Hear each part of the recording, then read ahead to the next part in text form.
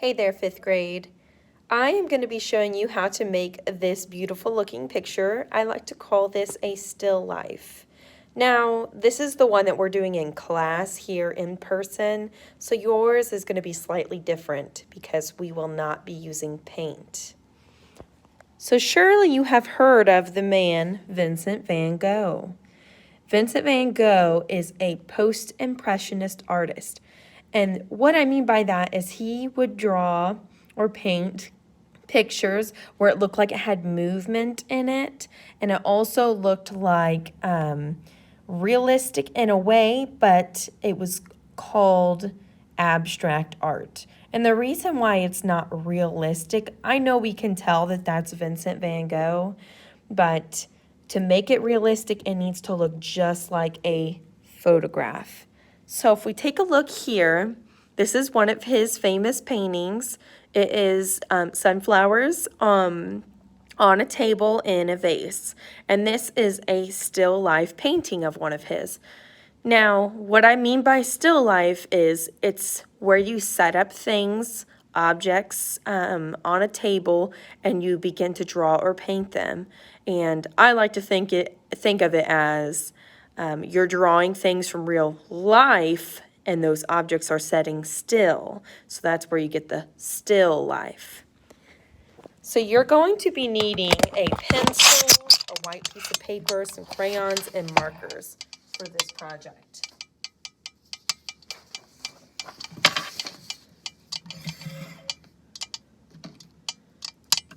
I am going to begin by separating. I want my paper this way, actually. You can have it either way, but I want mine this way. You would want to separate your top from your bottom.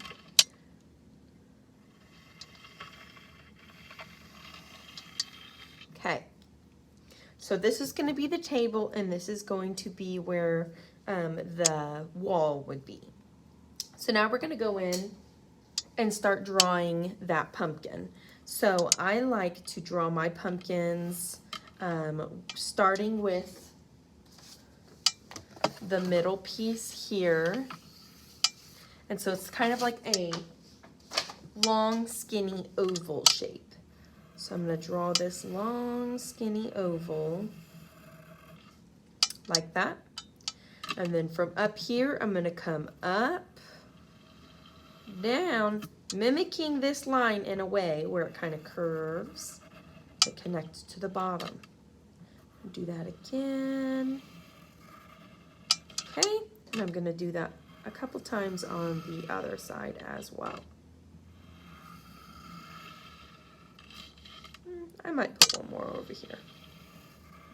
There we go. That looks pretty good to me. All right, now I'm going to go ahead and just add in, let me erase some of that line back here. Let's get rid of that a little bit. Back here, I'm just going to add kind of like these fluffy looking blurbs. Those are going to turn into our flowers. I know they don't really, they look like popcorn rather than flowers right now, but that is okay. Okay, from here, I'm going to go ahead and add in a couple leaves. I might want one to come down like this, which means I need to erase. Now I know I'm going super fast, so go ahead and pause the video where you need it to, and you can kind of continue on whenever you're ready. And there's no right or wrong way where to put these leaves. I'm just kind of putting them in wherever. Okay, that looks pretty good to me. All right. So now I have my drawing part finished. I'm going to go in with some markers. I want a brown and a black. Okay, for my black, I'm just going to go ahead and do my back line here. That horizontal line. And then down here, we're going to create a wood grain effect. So I'm going to do that by doing stretched out swirls. So you don't want your swirls to be like that. You want them to be very long and stretched out like this to make it look like a piece of wood. So here I go. I'm just gonna come on in, do my long little swirl.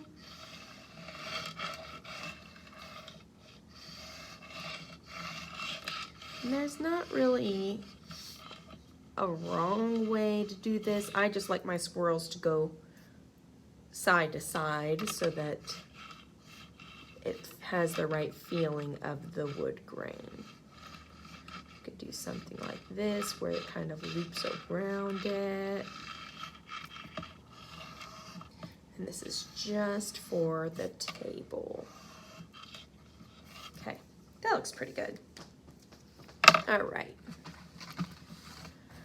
Now I'm going to go ahead and get myself an orange.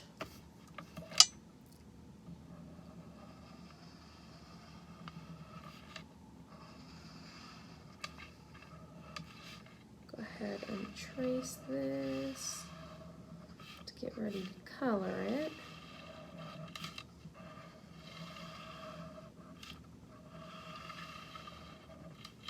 Okay.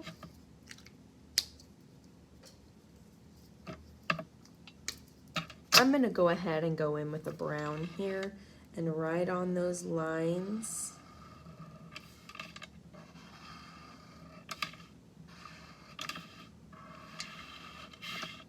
That's just going to give it a little bit more definition. Okay. Probably should have done that first, but that is okay. So now I'm going to take my orange. I'm just going to go a little bit in. I'm going to leave a little bit of space here because I'm actually going to paint that or color that yellow.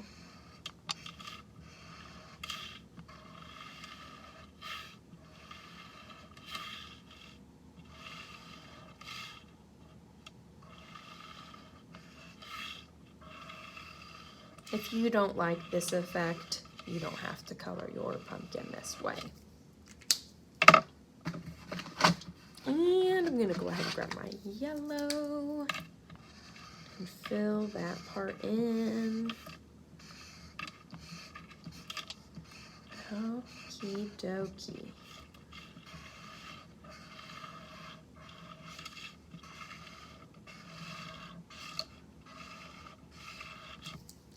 All right, I'm going to go ahead and color my leaves and my little blurbs. I always like to outline my items first before I full on color them.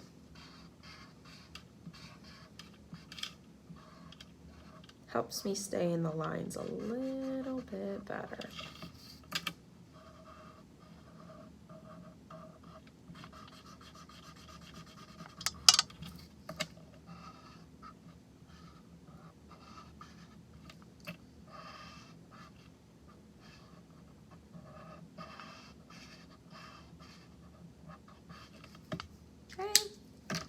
And I want to pick some lighter colors for the flowers that would be considered warm colors. So warm colors are on one part of the color wheel. And these are my warm colors. I like to kind of think of warm colors being like a fire, that they have like the colors that might be in a fire. I know blue is in a fire, but these are like the colors that I like to think about. And then your cool colors, so your warm colors are red, orange, and yellow. And then I just like to throw pink in there because pink is just red with a little bit of white. And then we're gonna have our cool colors here off to the side. So I'm gonna go ahead and just kind of color these in how I want.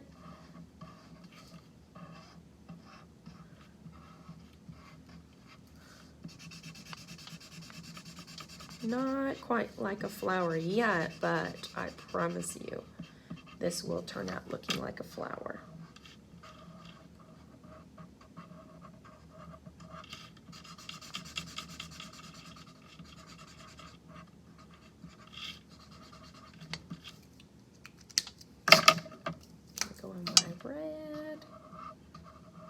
You color your flowers with your warm colors the way you want them. Maybe you want all of yours to be yellow.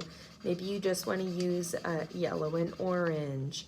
That's completely up to you. You know what? I think I'm just actually going to leave orange out because that pumpkin has a lot of orange, so I don't really feel like using orange for the flowers.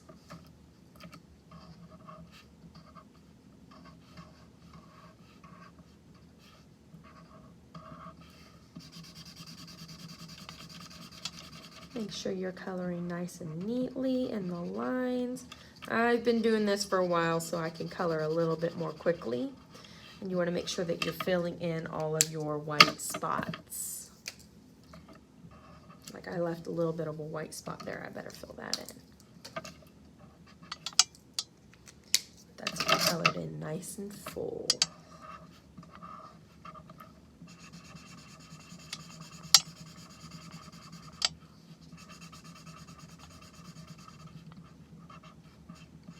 Okay. Now I'm finished with the markers. Now I can go ahead and move on to my crayons. And for the bottom here, I'm just going to take my brown crayon and color over this lightly so I could still see that wood grain effect. You don't have to push hard because you might lose those details. And I like to color side to side just because that is the direction of the wood is going horizontally. Trying to make sure I fill in all my little white spots here.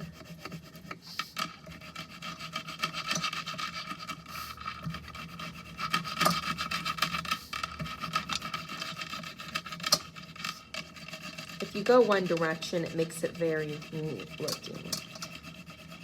Makes your coloring look very neat.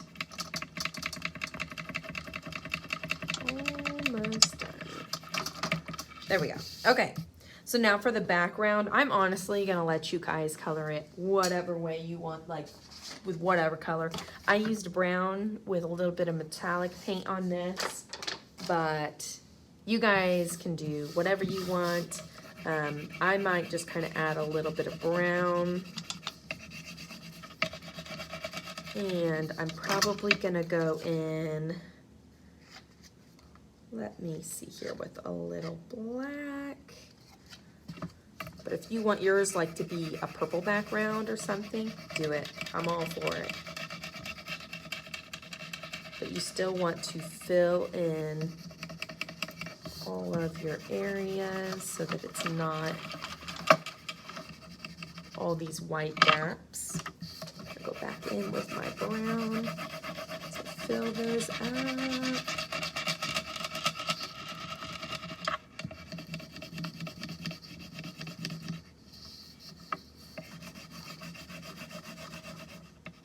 Be careful around your flowers.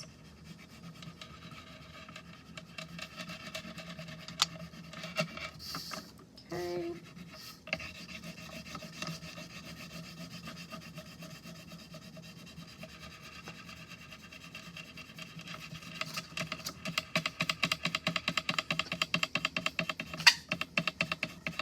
All right. Okay. Got the background done. Now I'm going to take some crayons and we're going to pick out those cool colors we were talking about. Cool colors are blues,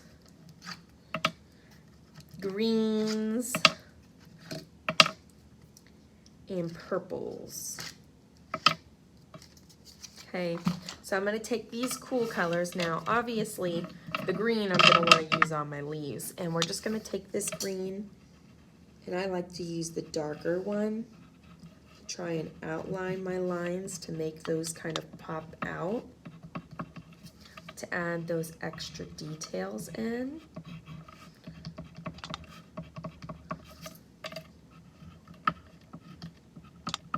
Add those little veins on my leaves.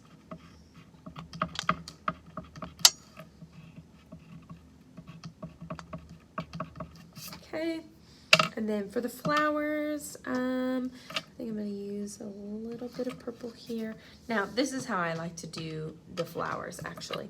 So I like to just start off with like this little teardrop shape or just a loop. You can do like a simple oval, and then you just kind of swirl around it and just keep building up on it.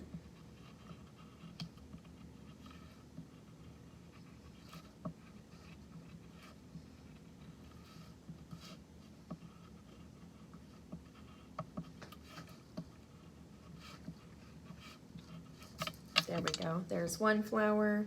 Went ahead and already started purple with this one, so I'm gonna just continue on building on it to make it look more like a flower. Okay, I'm gonna get some blue here, same effect. And this is why we decided to use the cool colors, because I knew if we tried to do warm colors that they wouldn't show through on top of the warmer or the cooler colors, because cooler colors are always darker. I have automated lights in here, so they just shut off when they don't think I'm in here anymore, so I apologize for that. Just building up to finish this off. I'll use this other blue right here.